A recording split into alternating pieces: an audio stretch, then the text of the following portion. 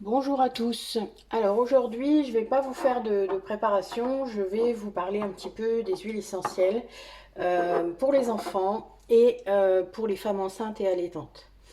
Donc enfants, c'est bébés à peu près de 3 mois jusqu'à... euh, il y a des paliers en fait par rapport aux différentes huiles essentielles auxquelles ils peuvent prétendent, hein, en tout cas auxquels ils ont droit, puisque leur système immunitaire et système physiologique n'est pas assez mature pour pouvoir supporter toutes les huiles essentielles. Il faut savoir qu'il y en a qui sont même très dangereuses et donc on fait très attention. Il faut toujours demander un conseil. Si vous connaissez quelqu'un, même à moi, il n'y a pas de souci. C'est pas ça. Ce que je veux dire, c'est que vous ne... l'automédication avec les huiles essentielles peut s'avérer parfois un petit peu compliquée. Pour les adultes, pas forcément beaucoup, mais bon, tout dépend si vous êtes asthmatique, épileptique, si vous avez eu un cancer, etc. Enfin bon, voilà, il y a quand même des choses auxquelles il faut faire attention. Voilà pourquoi il faut toujours... euh, enfin, personnellement, quand je fais une synergie, je demande toujours des choses et ce sont des clientes régulières et donc je sais ce qu'elles ont eu et je sais ce que je ne dois pas faire. Donc c'est... euh, on ne peut pas faire une synergie d'huile essentielle ou un baume ou n'importe quoi sans savoir le parcours médical en gros de la personne. Et selon l'âge et selon si elle est enceinte ou si elle risque d'y être aussi, parce que ça on ne peut pas savoir. Des fois vous savez bien, vous allez le savoir avec 3 semaines ou un mois ou 2 mois de retard. Et donc, il faut, si vous avez un projet bébé, évidemment, il faut commencer à faire attention. Vous ne pouvez pas faire n'importe quoi. Voilà, c'est surtout ça que je voulais vous expliquer aujourd'hui. Surtout que sur Internet, il circule beaucoup de publications qui se contredisent les unes les autres, qui ne sont pas forcément très claires et qui, c'est du copier-coller, hein, donc faites attention. Euh, bon, moi j'ai suivi des formations, donc vraiment, enfin, c'est vraiment, j'ai lu plein de bouquins, enfin voilà, donc j'allie tout ça en quelque sorte et je fais toujours en sorte d'utiliser des huiles essentielles que tout le monde puisse prendre. C'est-à-dire, par exemple, dans mes savons, j'utilise de la lavande, voilà, beaucoup. J'utilise des choses que toutes les personnes peuvent supporter, d'accord? C'est très important. Alors, pour les enfants, ne serait-ce que juste pour vous illustrer ce que je viens de dire, on interdit la menthe poivrée chez un enfant de moins de 3 ans, d'accord? Parce que, et c'est la même chose, c'est pas une question de poids de l'enfant, ça n'a rien à voir. Là, on est vraiment dans l'âge et dans la maturité physiologique, d'accord?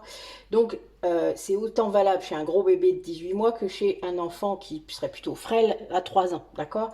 Ça n'a rien à voir avec le poids. Alors, je sais que parfois, il y a plein d'autres médicaments qui fonctionnent comme ça, mais là, c'est pas le cas. C'est vraiment lié à la physiologie de l'enfant. Si vous donnez de la menthe poivrée, de l'huile essentielle de menthe poivrée à un enfant, soit pour n'importe quoi, il y a plein d'applications de la menthe poivrée et c'est vrai qu'on peut être tenté. Sauf que ça peut, il va réagir très violemment, d'accord, par un spasme du larynx, c'est-à-dire qu'il va peut-être s'étouffer. Et donc on fait très attention. Comme vous ne pouvez pas laisser des huiles essentielles ouvertes près d'enfants très jeunes, près d'un bébé, près de... Voilà, même en dilution ou en diffusion, il faut faire très attention à l'âge des personnes dans votre pièce, ou que ce soit même plus âgé, avec certaines pathologies, enfin, etc. Il y a des huiles essentielles qu'on peut diffuser tout à fait tranquillement, comme celle que je vais vous donner d'ailleurs, sauf si il y a une partie asthmatique, et ça je vais revenir dessus tout à l'heure. Mais voilà, vous ne pouvez pas faire n'importe quoi. Voilà pourquoi ça peut faire peur. Mais c'est pas pour rien qu'il y a des gens qui se forment et qui deviennent aromathérapeutes. C'est justement pour pouvoir vous aider dans cette démarche. Donc, soyez bien clair avec ce que vous pouvez faire. Et c'est pour ça que je fais cette vidéo spéciale aujourd'hui, pour que vous ayez vraiment une vision des huiles essentielles que vous pouvez utiliser. Si vous avez un bébé, mais pas avant 3 mois, donc partir de 3 mois, et plus préférentiellement à partir de 18 mois, et pour les femmes enceintes et allaitantes. D'accord? Donc, c'est simple, il n'y en a que 3. Voilà, on ne va pas tourner autour du pot. 3 huiles essentielles que vous pouvez utiliser pour les enfants, pour les bébés, à partir de 3 mois et de 18 mois à 3 ans préférentiellement. D'accord? Donc, le Rafinsara. Donc ça, je vous en ai déjà parlé. Le Rafinsara, c'est une huile essentielle qui est antivirale, antibactérienne, antifongique. Elle a un spectre d'intervention qui est incroyable. Moi, par exemple, j'en mets dans un roll-on Et ma fille s'en met sur les poignets tous les jours avant d'aller à l'école. C'est aromathérapie, hein. Enfin c'est aromatique, pardon. Mais on pourrait dire thérapie. Euh, Ça crée une sorte de d'aura aromatique, hein, olfactive, puissante, puisque c'est vraiment un antibactérien, un antiviral. Ce qui veut dire que ma fille, quand elle va à l'école avec cette aura autour d'elle, elle est protégée des virus et des bactéries. Mais là, pour ce qui nous intéresse en ce moment, ça sera un virus. Mais donc c'est très efficace et elle tombe rarement malade en fait, sauf si elle ne met pas son écharpe, mais là c'est autre chose. Mais on est d'accord que ça limite vachement. Elle n'a que des rhumes par exemple. Elle a 14 ans, elle a dû avoir, enfin voilà, elle a très très peu d'affections ORL, très très peu. Je crois que je peux les compter même pas sur les doigts de la main. Donc c'est voilà, c'est le Ravinsara, c'est vraiment une des huiles essentielles les plus merveilleuses qui puissent exister. La seule chose, c'est que c'est surexploité maintenant. Donc il existe une autre huile essentielle qui a presque les mêmes, enfin oui, qui a hein, les mêmes propriétés. Ça sera l'huile essentielle de Saro. Le Saro donc est un peu moins exploité, il est pas cher, pareil que le Ravinsara. Donc n'hésitez pas. Moi c'est un geste militant, là il m'en reste, mais j'ai acheté de l'huile essentielle de Saro pour l'imiter et alterner aux besoins s'il faut. Le Ravinsara, par contre, on ne peut pas l'utiliser si les personnes ou si les enfants, les femmes enceintes, sont asthmatiques. D'accord? Donc, dans ce cas-là, on va privilégier le bois de rose. L'huile essentielle de bois de rose, pareil, qui commence à être surexploitée, mais qui a des filières équitables, c'est pas simple. Ou le bois de haut, hein, qui est une bonne alternative, c'est la même chose, ça coûte pas cher, et c'est pareil, ce sera un peu moins exploité que le bois de rose. Ce qu'il faut comprendre, c'est que en fait, il faut beaucoup de bois pour faire une huile essentielle, vous imaginez. Dans une fleur, déjà, je vous expliquerai un jour ça. Euh, Ce sont les huiles essentielles, c'est l'essence de la plante. Donc dans du bois, vous imaginez, il y en a encore moins. Donc, le bois de rose a une bonne intervention au niveau de la sphère ORL et des infections bronchopulmonaires. Donc c'est intéressant comme remplacement, on va dire, du Ravinsara. Mais ça n'a pas toutes les autres applications, d'accord? Il y a d'autres. Il a des applications que le Ravinsara n'a pas, mais en tout cas, c'est pour les personnes asthmatiques, pour la sphère infection ORL, etc. D'accord? Ça, c'était la première. La deuxième, la lavande vraie. Bon, vous le savez, j'en mets partout. Bon, il faut aimer la lavande, hein, vous êtes d'accord? Mais après, ceux qui aiment ça, évidemment, ne vous en privez pas. Par contre, les bébés, pas avant 3 mois. Moi, je fais des huiles de massage pour les bébés. Il y a de la lavande vraie dedans. Et de la lavande vraie, pas les autres. D'accord? Pas l'aspic, pas le lavandin, etc. La lavande vraie seulement.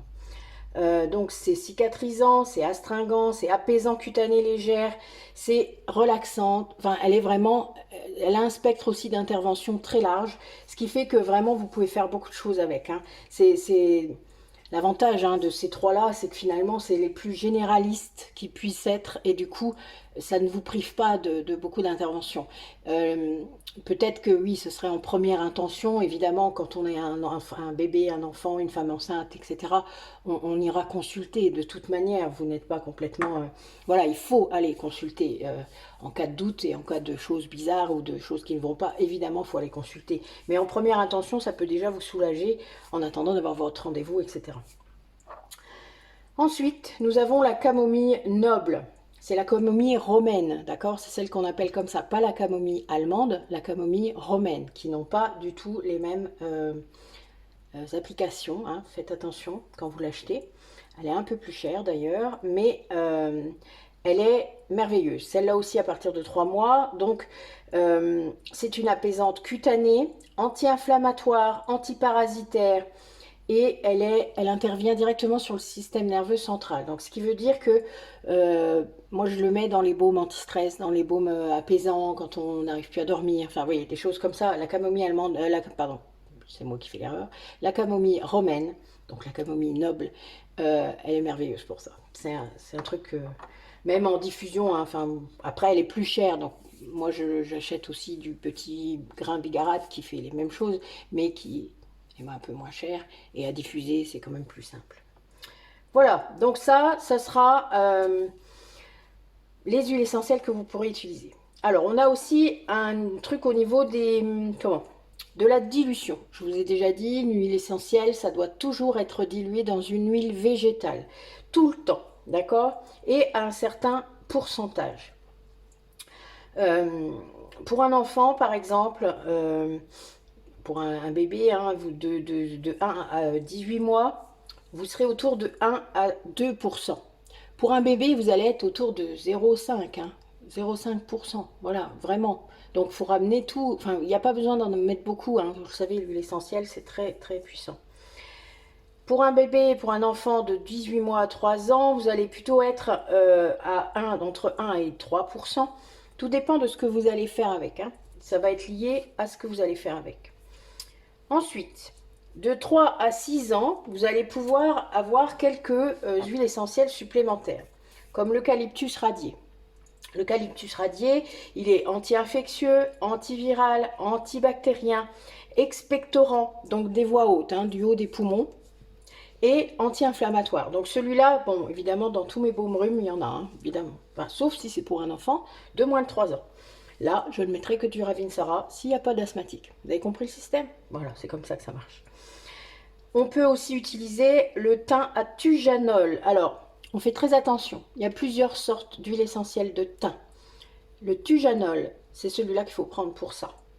Les autres, certains peuvent être très toxiques. Faites attention. Ils ne s'utilisent que dans certaines conditions. Donc, vous regardez bien les étiquettes. Si vous achetez une huile essentielle de thym, vous ne prenez que celle où c'est écrit atujanol, atimol, etc. D'accord? Vous n'utilisez pas une huile de thym lambda, comme ça, où c'est rien d'écrit derrière. Il faut le vrai nom. Ça, je vous l'ai déjà dit. Vraiment, c'est très important. Elle est antivirale, antibactérien, puissant, très efficace sur la sphère ORL. C'est un immunostimulant, ce qui veut dire qu'il va stimuler votre système immunitaire, oui c'est bien ça. Il est neurotonique, ce qui va dire qu'il va vous redonner de la pêche aussi. Hein, et un équilibrant du système nerveux. Donc ça, avec de l'huile essentielle de camomille par exemple, c'est merveilleux. Si vous avez de l'anxiété, des tas de choses comme ça, ça va super bien marcher. On peut aussi utiliser le basilic tropical. Donc le basilic tropical, c'est un antispasmodique, donc il va plutôt être au niveau de la sphère digestive et nerveuse. C'est-à-dire si votre anxiété par exemple se répercute sur vos intestins, sur votre estomac, enfin voilà, sur la sphère digestive. Là vous allez pouvoir vous masser directement, alors toujours en dilution, hein, je le répète, mais c'est très efficace. Et également les huiles essentielles de mandarine et d'orange douce qui sont sédatives, calmantes, relaxantes. Voilà, ça c'est vraiment très important. La seule chose, elles sont photosensibilisantes, comme tous les agrumes. Hein, je vous le dis beaucoup pour le citron, mais la mandarine, l'orange douce, tout ça, ça fonctionne. La bergamote, enfin tous les agrumes. Et il faut faire attention quand il y a de la lumière. C'est pas seulement le soleil, c'est la lumière. Quand vous avez, imaginez, vous en mettez, alors pour l'apaisement comme ça, pour la relaxation, vous allez peut-être en mettre derrière vos oreilles, vous allez peut-être en mettre sur votre front, ça peut arriver. Alors dans ces cas-là, on ne sort pas au soleil, ça c'est sûr. Si vous n'en mettez que le soir, vous en mettez derrière les oreilles, dans la nuque, sur le plexus solaire, sous les pieds. Voilà, ça va, il n'y a pas de souci. Dès le moment où il y aura pas, où la lumière ne pourra pas agir et vous faire des rougeurs, des boutons, enfin, vous voyez, photosensibilisant, ça veut dire ça. Hein. Ça veut dire qu'à force, il peut y avoir des réactions liées à la lumière. Donc, on évite ce genre de choses, mais à diffuser, c'est merveilleux. Par contre, hein, la mandarine et l'orange, les enfants de plus de 3 ans, je le rappelle, donc de 3 à 6, là, on peut utiliser ça dès 3 ans à diffuser. Il n'y a vraiment pas de souci. D'ailleurs, alors on évite de diffuser dans leur chambre. Hein. On les diffuse quand ils ne sont pas là. C'est-à-dire, vous diffusez dans les chambres pendant un quart d'heure, pas plus, il n'y a pas besoin, 1 heure ou 2 avant. Et ensuite, vous pouvez faire venir l'enfant dans la chambre. Ensuite, la dilution aussi va augmenter. C'est-à-dire que vous allez pouvoir, entre 3 et 6 ans, augmenter le pourcentage de dilution de 3 à 5%. Donc pour un baume rhume par exemple, vous allez mettre de l'eucalyptus, peut-être un peu de thym à tujanol, et puis pourquoi pas du Ravinsara ou un peu de lavande, enfin voilà. Vous allez pouvoir vraiment avoir une synergie qui sera très efficace et voire vous pouvez aller jusqu'à 10% sur 2 jours. C'est-à-dire que le rhume, là, il va être tué dans l'œuf. Hein. En gros, ça va être ça. Et c'est très efficace, hein, vraiment. Bon, personnellement, je ne suis pas enrhumée souvent. Mais ma fille l'est. Donc, de toute manière, toutes les synergies, tous les baumes que j'ai pu faire, c'était pour elle. Pour moi, un peu, mais bon, plus pour elle. Mais c'est normal. On commence toujours par son entourage, hein, vous le savez bien. Ou par soi. Moi, c'est les dents. Chacun ses petits mots, hein, MAUX. Donc vraiment, il faut toujours s'adapter et surtout, moi je suis une adulte, elle c'était une enfante quand on a commencé, donc j'ai toujours fait attention et fait en sorte que c'était adapté à son âge, d'accord? Donc ensuite, à partir de 6 ans, d'autres huiles essentielles vont être possibles. Donc on va pouvoir utiliser l'eucalyptus globulus. Alors l'eucalyptus globulus, c'est un expectorant, un mucolytique, antiviral, antibactérien, mais des voix basses. Donc ça veut dire que là, les bronchites, vous savez, qui vous prennent... Moi j'en ai jamais, je ne peux pas vous dire. Mais voilà, pardon. Et ça, comment? C'est vraiment très efficace, hein, vraiment très puissant. Pareil, dans un baume, hein, un peu comme le Vicks Vaporub, hein, moi c'est ce que je fais, comme une synergie que vous allez masser sur les endroits où vous avez besoin que ça agisse. Personnellement, je passe toujours par le cutané, d'accord? Avaler, c'est plus compliqué, il y a beaucoup plus de contre-indications d'ailleurs, il faut faire très attention, même si c'est sur un comprimé neutre. Enfin voilà, bref, moi je garderai ça pour les adultes parce que réellement, c'est pas si simple à comprendre et à faire.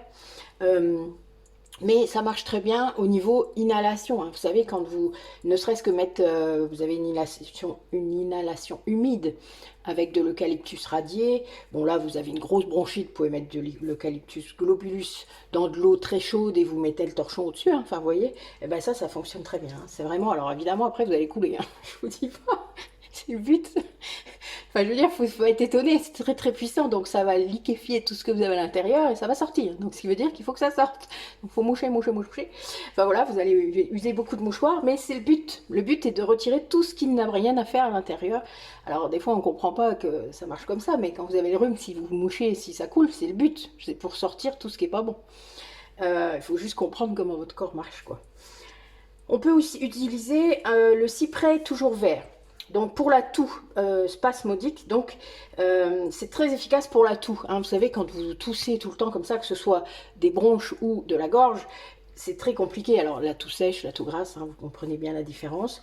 Et avec l'eucalyptus globulus, si vous avez ça, je ne vous dis pas, hein, en 2-3 jours, c'est bon, c'est réglé. Vous n'avez vraiment pas de soucis. C'est aussi un décongestionnant veineux, ce qui veut dire qu'au niveau, vous savez, quand vous mouchez beaucoup, ben, votre nez il commence à être encombré, mais parce que vous le traumatisez un peu, quoi. En gros, c'est un peu ça. Et surtout, vous respirez pas bien, enfin, vous voyez, ça gonfle en fait.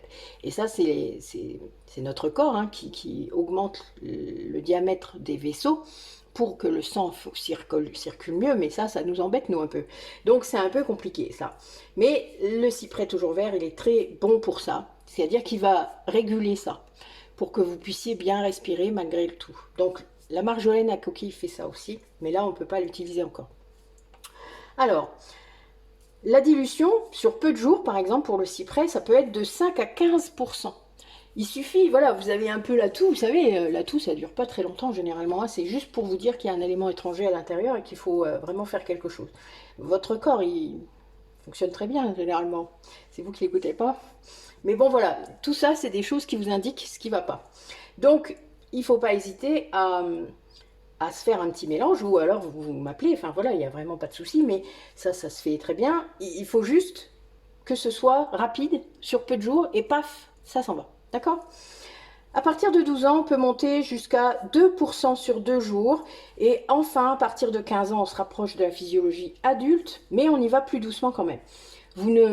C'est par rapport à la fréquence, par rapport au temps où vous allez prendre le traitement. D'accord? Vous allez prendre la synergie, etc. Ça, c'est vraiment très important. Comme vous ne pouvez pas prendre non plus une synergie d'huile essentielle pendant 30 jours de suite. Ça, c'est pas possible. Vous allez faire, par exemple, 7 jours, 2 jours de pause. Ou 5 jours, 2 jours de pause, 5 jours, 2 jours de pause. Si ça ne marche pas, de toute manière, ça veut dire que soit c'est pas le bon, c'est pas la bonne synergie, soit c'est pas la bonne maladie, soit il faut aller plus loin, c'est-à-dire aller consulter votre médecin et faire un test. Vous savez que quand vous allez consulter, quand je vous disais tout à l'heure d'aller consulter avec votre bébé ou vous-même, C'est bien pour être sûr de savoir est-ce que c'est viral ou bactérien, parce que eux, ils peuvent le faire maintenant, hein, vous savez bien. Et ça, c'est hyper important, parce qu'on ne fait pas les mêmes choses, hein. À part le Ravinzara ou certaines huiles essentielles qui peuvent intervenir sur les deux, ben, on n'en a pas tant que ça. Il vaut peut-être mieux parfois être plus spécialisé et pouvoir attaquer les choses plus frontalement par rapport à ce que c'est. D'accord? Alors ensuite, nous avons... comment? Par rapport au bébé, il y a autre chose qui fonctionne très bien et qui ne sont pas des huiles essentielles, ce sont les hydrolats. Donc avant 18 mois, pour ceux qui auraient peur, et vous auriez raison, on fait très attention, vous pouvez utiliser les hydrolats. Les hydrolats, ce sont, je vous en ai déjà parlé pour certaines vidéos, ce sont des eaux fleurales. Ça veut dire que c'est quand vous distillez des huiles essentielles, donc des plantes, vous allez avoir de l'eau qui passe et vous allez obtenir donc un concentré avec de l'eau qui est passé par toutes les plantes. C'est un peu comme une infusion, mais c'est pas ça. On est vraiment dans de la distillation. C'est de l'eau chaude hein, quand même qui passe, c'est de la vapeur. Et vous allez obtenir sur ce concentré d'eau, avec les fleurs par exemple, c'est pour ça qu'on dit eau fleurale, mais quand c'est une plante ou c'est des feuilles, on ne peut pas dire eau fleurale, donc on dit normalement composé aromatique. Donc, on va avoir l'huile essentielle, quelques gouttes d'huile qui seront extraites, qui seront plus concentrées. Voilà, vous voyez la différence? Donc, l'eau fleurale, c'est ce qu'on obtient en même temps que l'huile essentielle quand on fait la distillation. Donc, c'est un produit qui a toutes les propriétés de la plante ou de la fleur que vous avez distillée, mais de façon moins concentrée. Donc, c'est très, très bien, très efficace, vous vous doutez. Moi, dans tous mes savons, il y a un hydrolat particulier pour le guérisseur sur la peau très sèche, eczéma, etc. C'est de l'huile essentielle, pardon, je vais y arriver, c'est de l'hydrolat de camomille. Alors je le fais moi-même, parce que j'ai un système pour le faire moi-même, mais vous pouvez l'acheter tout fait, il n'y a aucun souci. Donc l'hydrolat de camomille, justement. Alors, c'est un très bon démaquillant. Elle apaise les peaux irritées et elle est très recommandée pour langer votre bébé. C'est-à-dire, vous savez, au lieu d'utiliser les lingettes toutes faites dans le commerce, vous pouvez tout à fait vous servir de coton lavable, hein, vous savez, et vous nettoyez votre bébé avec ça. Et c'est très très bon. Voilà, vraiment, il n'y aura aucun danger par rapport à votre bébé. Ensuite, vous avez aussi l'hydrolat de lavande. C'est pareil, c'est un très bon démaquillant. Donc il est astringent cutané léger, donc ça peut servir d'eau raffermissante cutanée. Ça apaise aussi les rougeurs, donc pour les femmes enceintes par exemple, hein, puisque j'y reviendrai, mais pour les femmes enceintes c'est très très bon aussi les hydrolats comme ça. C'est très adapté, c'est peut-être une des seules choses que vous avez le droit de faire, donc profitez-en. Mais ça peut être très bon pour les vergetures par exemple, pour la prévention. Il ne faut vraiment pas avoir peur, et même moi je peux fabriquer des crèmes à base d'huile d'hydrolat de lavande ou de camomille pour vous faire ça. Le démaquillant pareil, j'ai une vidéo là qui va bientôt sortir là-dessus, vous allez pouvoir agrémenter comme vous le sentez quoi. On a aussi par exemple l'hydrolat de bleuet. Si vous voulez vous faire je pense aux mamans hein, là surtout, mais le tour des yeux, le visage, vous voyez, ou pour le bébé aussi, pour le nettoyer. L'huile essentielle, enfin l'hydrolat aussi de titri. Alors ça, ce ne sont pas des vraies eaux fleurales, hein, puisque ce sont, à part le bleuet, mais le titri, c'est pas une fleur, ce sont des feuilles. Donc, vous allez plutôt être là sur un composé aromatique, mais c'est pas grave, c'est la même chose en fait. Hein, vraiment, ne vous prenez pas la tête avec ça. Dites-vous que c'est juste le résultat de la distillation de cette plante ou de cette fleur, au même titre que l'huile essentielle. D'ailleurs, ça sort en même temps.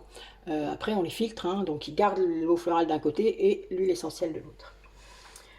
Donc, voilà. Alors, surtout par contre, pour les bébés et pour les femmes enceintes et allaitantes, on n'utilise pas non plus l'hydrolat de menthe poivrée. Alors, je sais que c'est rafraîchissant, c'est tout ce que vous voulez, mais il vaut mieux faire autrement. Buvez du thé vert. Enfin, voilà. Bon, je ne sais pas trop quoi vous dire, mais là, la menthe poivrée, en fait, pas avant 3 ans et pas pour les femmes enceintes. Voilà. Et encore, enfin, pas allaitante non plus, honnêtement, puisque ça passera dans votre lait. Hein. Donc, vous vous doutez que c'est pas du tout recommandé. Donc, voilà. Donc là, bannissez la menthe poivrée jusqu'à un certain moment. Si vous êtes adepte, on fait très gaffe. D'ailleurs, moi, je vais vous dire, l'huile essentielle de menthe poivrée, je l'utilise que dans un seul cas chez moi. Ça va être dans mon dentifrice.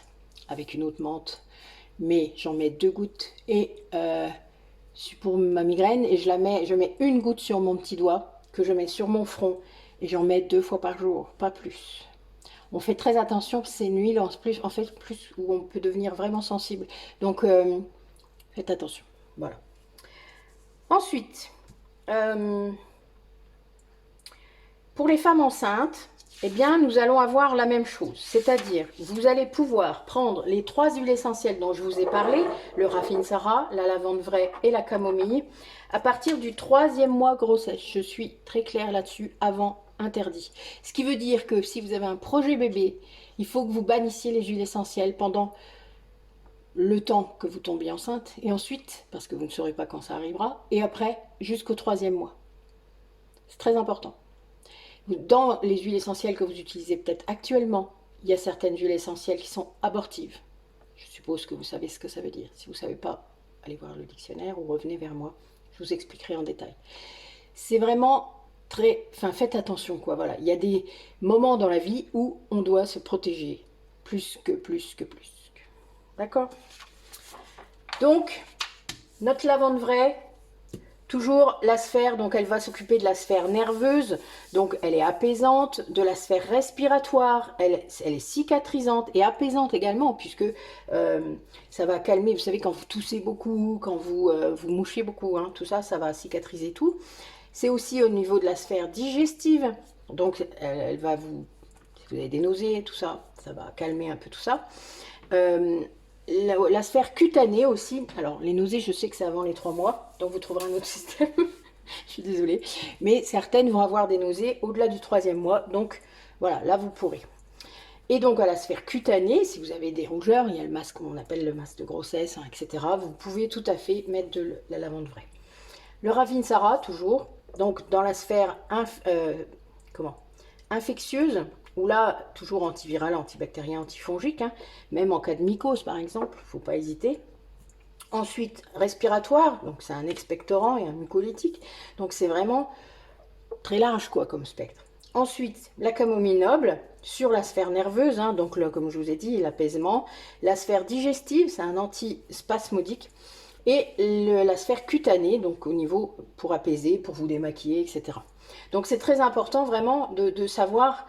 Avec ces 3-là, vous voyez, on peut déjà faire quand même pas mal de choses.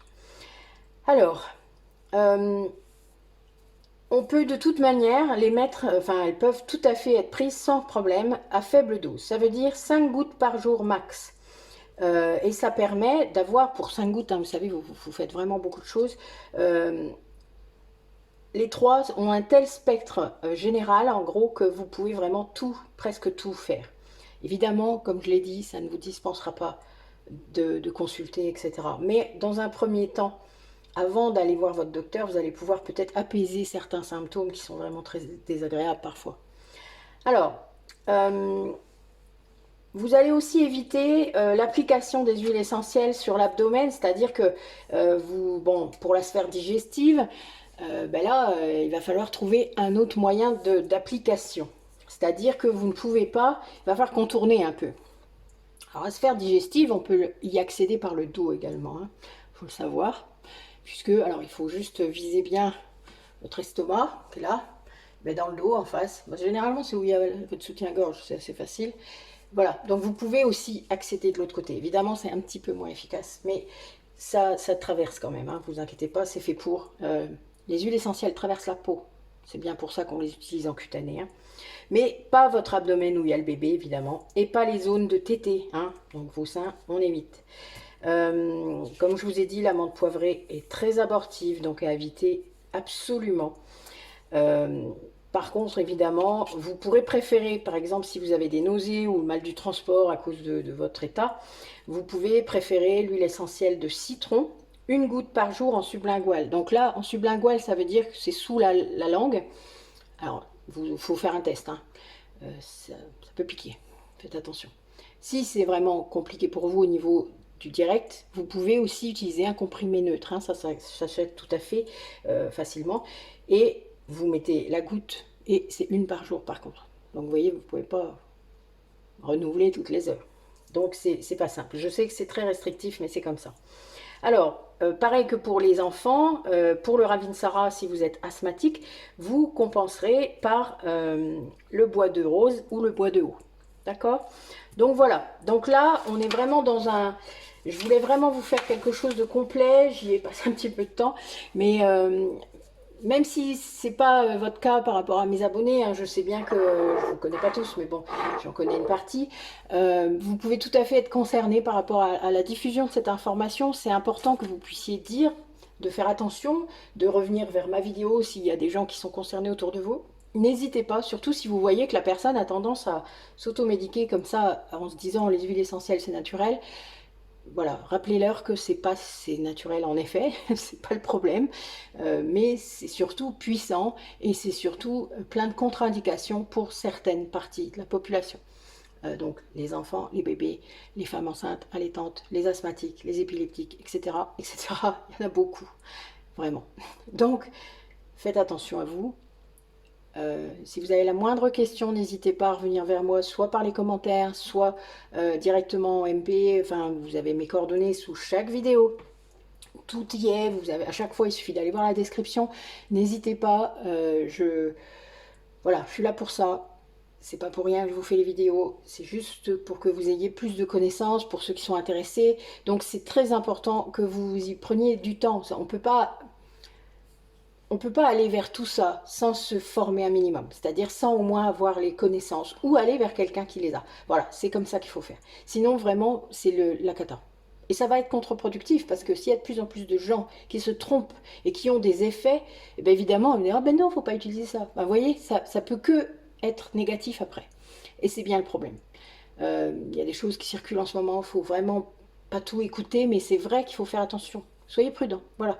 Selon la catégorie où vous êtes, vous avez eu un cancer par exemple, ben, en effet, il y a des huiles essentielles que vous ne pouvez plus utiliser.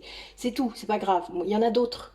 Sachez qu'il y a toujours des huiles essentielles pour remplacer celles que vous ne pouvez pas utiliser. D'accord? Voilà. Ben, écoutez, merci d'avoir regardé la vidéo.